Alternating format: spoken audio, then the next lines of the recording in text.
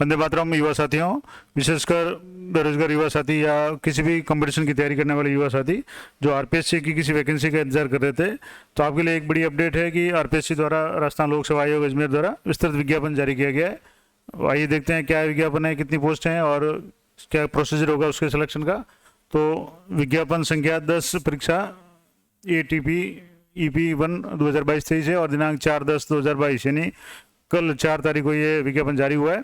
और आयोग द्वारा नगर नियोजन विभाग के लिए राजस्थान नगर नियोजन सेवा नियम 1966 के अंतर्गत सहायक नगर नियोजक असिस्टेंट टाउन प्लानर एक जो पद है उसके लिए कुल 43 पदों पर आवेदन आमंत्रित किए गए हैं और पदों की संख्या में समय के अनुसार बढ़ोतरी या कमी की जा सकती है, उसकी सूचना अलग से दे दी जाएगी।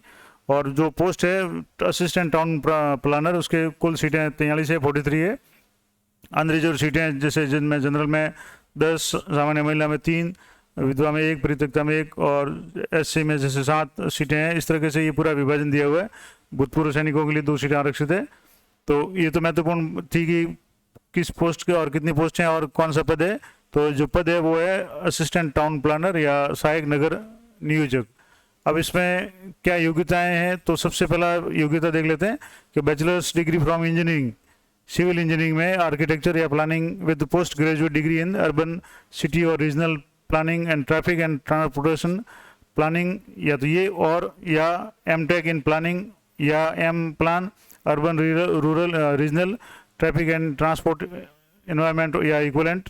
या इन डिग्रियों के अलावा अगर मान लो आपके पास में bachelor of degree in planning architecture from a recognised university या institute established by the law in the India with 2 years experience in the field of town planning, यानी आपके पास में जो आर्किटेक्चर की डिग्री हो और 2 साल की आपके पास उसमें अनुभव हो।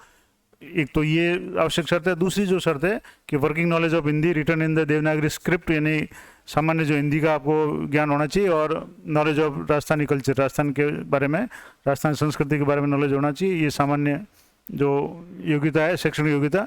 मुख्य योग्यता तो आपके हो गई कि बैचलर्स डिग्री या बैचलर्स डिग्री इन प्लानिंग या आर्किटेक्चर, इंजीनियरिंग के संबंधित आर्किटेक्चर संबंधित आपके पास डिग्री होनी चाहिए।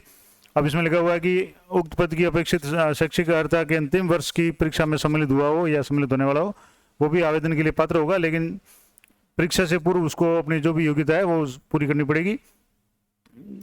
दूसरा कि उक्त पदों हेतु वांछित उपयुक्त शैक्षणिक योग्यता के साथ जहाँ अनुभव निर्धारित या आवश्यक है वहाँ शैक्षणिक योग्यता के अंतिम वर्ष में सम्मिलित होने वाला उक्त प्रावधान लागू नहीं होगा। यानी कि अगर आपके साथ में जैसे डिग्री के साथ में 2 साल का अनुभव माना गया है तो अंतिम साल वाला वो मान्य नहीं होगा, क्योंकि उसके बाद के 2 साल का जो अनुभव है वो भी आपके लिए होना जरूरी है। वेतन जो है पे मैट्रिक्स L14 है, L14 यानी ग्रेड पे 5400 ग्रेड पे का जो ये पद है। और राज्य सरकार द्वारा नियमानुसार जो परीक्षा काल होगा, 2 साल का जो प्रोबेशन काल होगा या जितना भी निर्धारित प्रोबेशन काल होगा उसमें फिक्स पेमेंट दिया होगा, मासिक वेतन फिक्स दिया होगा। उसके बाद में जो सामान्य जो भी सैलरी होगी जिसमें मूल वेतन के साथ में हाउस रेंट और ये जो भी है वो दिया जाएगा।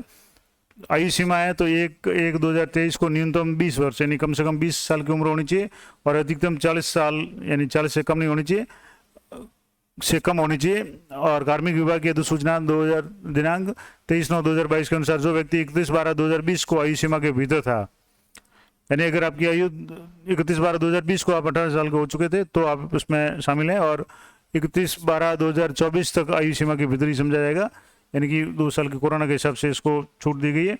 अब इसके अलावा जो भी राजस्थान सरकार के जो भी पद है उनमें विशिष्ट जो भी आरक्षण के नियमानुसार जो भी छूटें वो दी होगी। जैसे राजस्थान के राज्य के अनुसूचित जाति जनजाति अन्य पिछड़ा वर्ग आर्थिक रूप से कमजोर यानी EWS के जो भी पुरुष अभ्यर्थी है उनको 5 साल का, सामान्य जो महिला है यानी किसी भी वर्ग की महिला है उसको 5 साल की छूट दी जाएगी।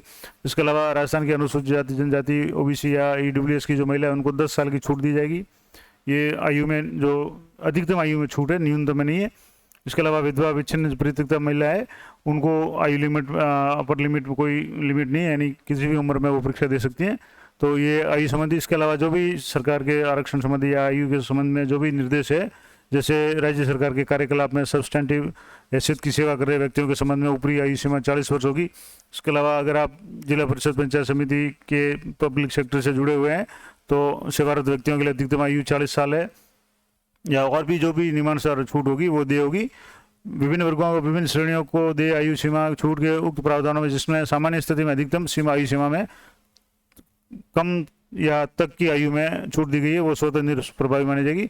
अब महत्वपूर्ण बात है कि चयन प्रक्रिया कैसे होगी, तो अभ्यर्थी का चयन है वो लिखित परीक्षा के माध्यम से होगा और आवश्यकता होने पर उत्तर पुस्तक या उत्तर पुस्तिका के मूल्यांकन में स्केलिंग, मॉडरेशन, नॉर्मलाइजेशन जो तकनीक होती है, सामान्यीकरण जो पद्धति होती है स्केलिंग है, अगर मान लो पेपर अलग अलग आता है तो उसमें स्केलिंग की जाएगी, वो जब भी आवश्यकता होगी तो उस समय ये कर दिया जाएगा। लेकिन सामान्य रूप से कहा जाए तो इसकी लिखित परीक्षा होगी और परीक्षा का जो समय और तिथि है वो आपको बाद में सूचित की जाएगी। पाठ्यक्रम जो है वो भी अलग से लिया जाएगा और इसके लिए वस्तुनिष्ठ परीक्षा होगी, यानी ऑब्जेक्टिव टाइप के प्रश्न होंगे और इसके लिए सिलेबस है वेबसाइट पे, आयोग की जो वेबसाइट है उस पर पृथक रूप से जारी कर दिया जाएगा। और आवेदन की जो तिथि है वो 10/10/2022 यानी 10 अक्टूबर से शुरू होगी। आज जैसे 5 हुई है तो 5 दिन के बाद में यानी 10 तारीख से ये आवेदन शुरू होंगे और 9/11/2022 यानी लगभग आपको पूरा 1 महीने का समय दिया गया है कि आप आराम से आवेदन भर सकते हैं। और आवेदन प्रक्रिया क्या रहेगी, तो सबसे पहले आपको आरपीएससी की जो साइट है rpsc.rajasthan.gov.in पे उपलब्ध ऑनलाइन आवेदन भरने के संबंध में दिशा निर्देश जो भी है उनको आप विस्तार से देखना है, विस्तृत विज्ञापन देख लेना है। और सबसे महत्वपूर्ण बात जो मैं हर वीडियो में बताता हूँ, आरपीएससी का अगर आपने पहले फॉर्म भरा होगा तो आपने ओटीआर कर दिया होगा। अगर आप आरपीएससी का फॉर्म पहली बार भर रहे हैं तो आपको सबसे पहले ओटीआर करना पड़ेगा, यानी 1 टाइम रजिस्ट्रेशन करना पड़ेगा। अब वो कैसे करना पड़ेगा, तो जैसे यहाँ आप या तो आरपीएससी की साइट पे जाएंगे तो आपको रीडायरेक्ट करेगा एसएसओ पे, या आप सीधा अपना एसएसओ आईडी खोल लें और उसमें बाद में लॉगिन करके सिटीजन ऐप्स में G2C यानी गवर्नमेंट टू सिटीजन जो है उसमें रिक्रूटमेंट पोर्टल पे जा करके आपको 1 टाइम रजिस्ट्रेशन करना है, ओटीआर करना है। अब मैं आपको बार बार कह रहा हूँ कि ओटीआर करने से पहले आप अपने जो भी डॉक्यूमेंट्स है, जैसे आधार है, जन आधार है और अपने जो भी 10वीं 12वीं की मार्कलिस्ट के हिसाब से जो जन आधार में अगर आपके नाम की, पिताजी के नाम की कोई स्पेलिंग वगैरह में कोई मिसमैच है तो वो आप पहले सही करवा लें, डॉक्यूमेंट पहले सही करवा लें, खास करके जन आधार या आधार को अपडेट करवा लें, उसके बाद ही फॉर्म भरें, क्योंकि ओटीआर में जो भी डाटा होगा वो इनसे फैच होगा। और अगर इनमें कोई गड़बड़ी है, जन आधार में अगर गड़बड़ी है और आपके नाम की स्पेलिंग में कोई फ़र्क है या पिताजी के नाम की स्पेलिंग फर्क है और आपने ओटीआर कर दिया तो आपके बाद में समस्या आएगी और बाद में फिर आप परेशानी में पड़ जाएंगे, टेंशन में हो जाएंगे। तो सबसे पहले आप भी, आपके पास में जैसे 1 महीने से भी अधिक का समय है तो आप अपने डॉक्यूमेंट चेक कर लें, आपकी 10वीं 12वीं का जो भी एजुकेशनल रिकॉर्ड है उसी के अनुसार आपके जो आधार और जन आधार होने चाहिए। अगर नहीं है तो आप जन आधार को अपडेट करवा सकते हैं, आधार को भी आधार अपडेट सेंटर पे अपडेट करवा सकते हैं ताकि आपको बाद में कोई समस्या नहीं हो। और इसमें जैसे ओटीआर करने के लिए जन्म तिथि, लिंग, सेकेंडरी समकक्ष परीक्षा या Aadhaar card, PAN card, voter card, driving licence आदि में से किसी भी आईडी प्रूफ के द्वारा ये इसमें विवरण है इंदराज करना पड़ेगा और डॉक्यूमेंट्स अपलोड करना अनिवार्य होगा। और जिन अभ्यर्थियों द्वारा पूर्व में ओटीआर किया जा चुका है, यानी कि अगर आपने आरपीएससी को पहले से कोई भी फॉर्म भरा हुआ है तो आपने ओटीआर किया होगा, क्योंकि अब कोई भी वैकेंसी आरपीएससी की जो भी वैकेंसी अब जो भी आती है उसमें ओटीआर सबसे पहले अनिवार्य रूप से ये लागू है। तो अगर आपने ओटीआर पहले से किया हुआ है तो आप एसएसओ पे जा करके लॉगिन करके आप सिटीजन ऐप में रिक्रूटमेंट पोर्टल पे जा करके अपने ओटीआर नंबर के आधार पर ऑनलाइन आवेदन कर सकते हैं। और ओटीआर यानी 1 टाइम रजिस्ट्रेशन करने के पश्चात ओटीआर प्रोफाइल में स्वयं के नाम, पिता का नाम, जन्म तिथि, लिंग, सेकेंडरी समकक्ष परीक्षा का विवरण, Aadhaar card, PAN card, voter card, driving licence ID विवरण में किसी प्रकार का संशोधन किया जाना संभव नहीं होगा। अतः ओटीआर से पूर्व, जैसा कि मैंने आपको वीडियो में ही बता दिया कि ओटीआर जब आप कर रहे हैं तो उससे पूर्व ही आप अपना जो भी आधार और जन आधार है या एसएसओ प्रोफाइल में आपकी अगर कोई शैक्षणिक योग्यता में कोई जो भी अगर अंतर है तो उसको आप पहले से करवा लें, एसएसओ प्रोफाइल से अपडेट कर लें, जन आधार को अपडेट करवा लें, मिलान कर लें सावधानीपूर्वक, आपके खास करके नाम की स्पेलिंग, पिताजी के नाम की स्पेलिंग और डेट ऑफ बर्थ वगैरह में कोई मिसमैच नहीं हो। और अगर आप कोई अंतर है तो आप जन आधार कार्ड को एसएसओ की जो आईडी की प्रविष्टि है उसमें करेक्शन करने के बाद ही ओटीआर का पंजीयन या आवेदन करें ताकि बाद में आपको समस्या नहीं हो। और भुगतान, परीक्षा का जो भी ऑनलाइन भुगतान है उसके लिए आपको रिक्रूटमेंट पोर्टल पे ही सुविधा जो फीस जनरेट करने की है उसमें आपको आईडी जनरेट करने पे जब भी आप फॉर्म भरेंगे तो ये आगे का प्रोसेस आपको समझ में आ जाएगा। और जो परीक्षा शुल्क के बारे में आगे मैं बता दूंगा, परीक्षा शुल्क आपको किसी तरीके से रिफंड नहीं होगा और परीक्षा शुल्क का भुगतान आवेदन की अंतिम तिथि से पूर्व सुनिश्चित कर लें।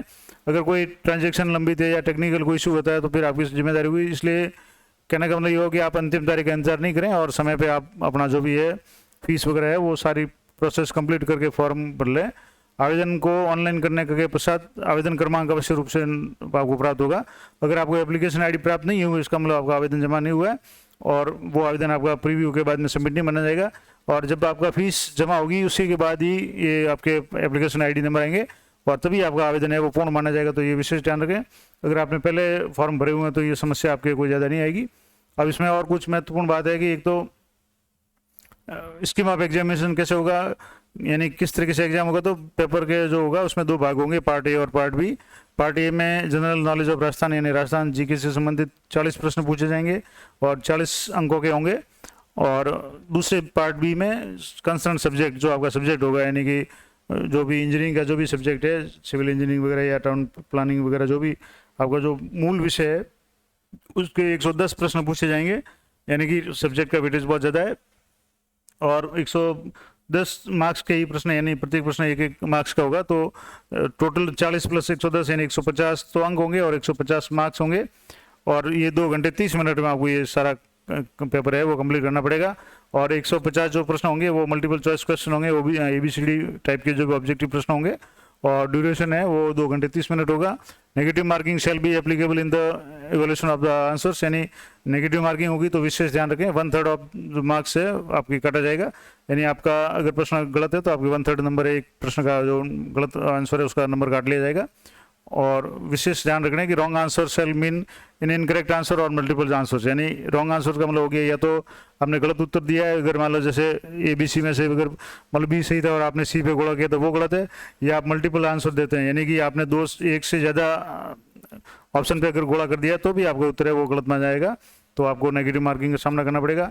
जो फीस है वो, उसमें एक और महत्वपूर्ण बात है कि अगर मान लो आपने आवेदन भरा है तो आवेदन में OTR प्रोफाइल में आपके नाम, पिताजी के नाम, जन्मतिथि और लिंग के अलावा अन्य कोई भी अगर अशुद्धि है, अन्य कोई भी आपकी टेक्निकल प्रॉब्लम है तो आप उसमें सुधार कर सकते हैं। तो विशेष ध्यान ये रखें कि OTR में करेक्शन है वो संभव नहीं होगा। OTR का मतलब हो गया कि आपके स्वयं के नाम, पिताजी के नाम, जन्मतिथि और लिंग, इनमें आपके करेक्शन नहीं होगा। तो ये आप OTR जब करें विशेष रूप से 2 बार अच्छी तरह से चेक करके आपके कंफर्म हो जाए कि आपके नाम में स्पेलिंग वगैरह में, फादर के नाम में डेट ऑफ बर्थ है, वो जेंडर है वो सही हो, तभी आप OTR को फाइनल करें, अन्यथा आप समस्या का सामना करना पड़ सकता है। पिछली बार RPSC ने 1 महीने का समय दिया था OTR को करेक्शन करने के लिए। अब आप कई लोगों के अभी भी OTR के संबंध में मैसेज आ रहे हैं, तो जब भी RPSC OTR का मौका देगी तब आप उसमें करेक्शन कर पाएंगे। अगर OTR के अलावा यानी इन 4 चीज़ों के अलावा, आपके नाम, पिताजी के नाम, जन्मतिथि, लिंग के अलावा आपके अगर आवेदन में कुछ गड़बड़ है या कुछ मिस्टेक हो गई है आप ऑनलाइन भरते समय, तो आप निर्धारित अवधि जो है ये फॉर्म की लास्ट तारीख है उसके बाद में, जैसे कि लास्ट तारीख इसमें आपके दी हुई थी कि 9/11 अगर आप लगे लास्ट तारीख दी हुई है ये, तो 10/11 से आपके ये फॉर्म में करेक्शन का जो ऑप्शन है वो खुल जाएगा। और अधिकतम 10 दिन में आपको, 10 दिन के भीतर आपको 500 रुपये शुल्क दे करके आप आयोग की जो भी साइट है उसमें जाकर के आपका करेक्शन कर सकते हैं। उसके बाद में किसी प्रकार का करेक्शन स्वीकार नहीं किया जाएगा। और आयोग द्वारा प्रथम घोषित तिथि के 45 दिन के पूर्व यानी 10 दिन के लिए ऑनलाइन ID टेटो विकल्प खुला जाएगा। और इसमें अभ्यर्थी के फोटो, नाम, पिता का नाम, माता का नाम और जन्म तिथि, लिंग के अतिरिक्त अन्य संशोधन किए जा सकेंगे। यानी क्या क्या नहीं किया जा सकेगा, एक तो आप फोटो चेंज नहीं कर पाएंगे, अपना नाम को चेंज नहीं कर पाएंगे, पिताजी के नाम को, जन्म तिथि और लिंग, इनके अलावा आपको जो भी करेक्शन है वो आप कर पाएंगे। और इसके लिए आपको जो भी पेमेंट है 500 रुपये का पेमेंट है वो आपको भुगतान करना पड़ेगा। और 1 टाइम रजिस्ट्रेशन लागू किए जाने के कारण ऑनलाइन आवेदन में अभ्यर्थी के नाम, पिता का नाम, जन्मतिथि और लिंग में किसी स्तर पर कोई संशोधन किया जाना संभव नहीं होगा। ये बार बार RPSC भी करी और मैं भी आपको कह रहा हूँ, क्योंकि कई लोगों की ये समस्या आ रही है, जल्दबाजी में OTR कर लेते हैं या ई-मित्र में जल्दबाजी में कर लेते हैं, तो उसमें बड़ी समस्या का सामना करना पड़ता है। तो आप एक तरह से OTR जब भी करें आप निश्चिंत हो जाएँ, एक बार अच्छी तरह से देख लें, 2 बार आप चेक कर लें, फिर ही आप उसको फाइनल सबमिट करें। और सभी प्रकार जो आवेदन शुल्क मतलब संशोधन का शुल्क होगा 500 रुपये होगा। और उसके अलावा अगर आप जो परीक्षा शुल्क है वो सामान्य श्रेणी और राजस्थान के क्रीमी लेयर के जो भी OBC या EWS जो क्रीमी लेयर के हैं उनके लिए 350 रुपये है। और राजस्थान के नॉन क्रीमी लेयर के OBC या अन्य पिछड़ा वर्ग या MBC वगैरह या EWS के लिए जो नॉन क्रीमी लेयर है उनके 250 रुपये। निःशक्त जन राजस्थान के अनुसूचित जाति जनजाति वर्ग के जो भी जिनकी पारिवारिक आय 2,50,000 से कम है, 2.5 लाख से कम है, उनके लिए 150 रुपये है। और TSP क्षेत्र के अनुसूचित जाति जनजाति के और 12 जिले की जो भी शहरिया आदिम जाति के जो भी आवेदक है उनको 150 रुपये का शुल्क है।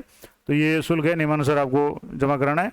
अब जो जैसे आप अगर राजस्थान के अनुसूचित जाति जनजाति में तथा जिनकी आय 2.5 लाख से कम है, आप किसी भी कैटेगरी में हो लेकिन 2.5 लाख से अगर आपकी आय कम है तो आप, जैसे इसमें लिखा हुआ है कि राजस्थान के सभी वर्गों के अभ्यर्थी की दृष्टिगत लिए गए निर्णय के अनुसार परिपत्र 2/5/2018 के अनुसार सभी वर्गों के ऐसे अभ्यर्थी जिनकी 2.5 लाख से कम आय है, किसी भी कैटेगरी हो, वो 250 रुपये शुल्क जमा करा सकता है।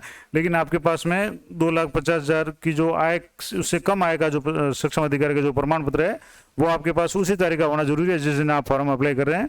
नहीं तो आप फिर जब भी डॉक्यूमेंट चेकिंग होगी उस समय आप समस्या में पड़ सकते हैं। और पिछली बार जैसे ये थर्ड ग्रेड की जो भर्ती हुई थी उसमें डॉक्यूमेंट चेकिंग में भी ये समस्या आई थी।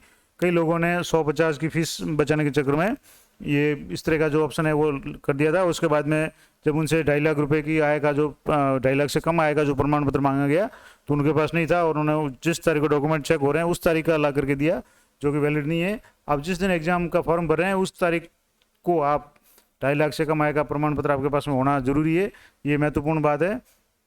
इसके अलावा अन्य जो सामान्य बातें हैं वो आप देख सकते हैं। ये पूरा विज्ञापन है, मैं अपने टेलीग्राम चैनल पे आपको इसकी पीडीएफ उपलब्ध करा दूंगा, या आप आरपीएससी की साइट पे भी जाके देख सकते हैं। पूरा अगर बताऊंगा तो काफ़ी लंबा हो जाएगा। अब बाकी जो भी सामान्य निर्देश है वो मैंने आपको जो भी आवश्यक बातें थी वो आपको बता दिया है। अब जैसे ईडब्ल्यूएस के लिए या जो भी आपके जो भी कैटेगरी का जो भी सर्टिफिकेट है वो सक्षम अधिकारी द्वारा मान्य होना चाहिए। और सामान्य रूप से जैसे ईडब्ल्यूएस या ओबीसी का सर्टिफिकेट है नॉन क्रीमी लेयर का 1 साल तक वैलिड होता है और उसको 2 साल तक अधिकतम चलाया जा सकता है शपथ पत्र के आधार पर। तो वो आप उस नियमों को पूरा पढ़ लें। और ये महत्वपूर्ण जानकारी मैंने आपको बता दी। आशा करता हूँ ये आपके लिए उपयोगी रहेगी, और इसी तरह की अपडेट के लिए चैनल पर बने रहें। तो मिलते हैं नेक्स्ट वीडियो में, तब तक जय हिंद, जय भारत।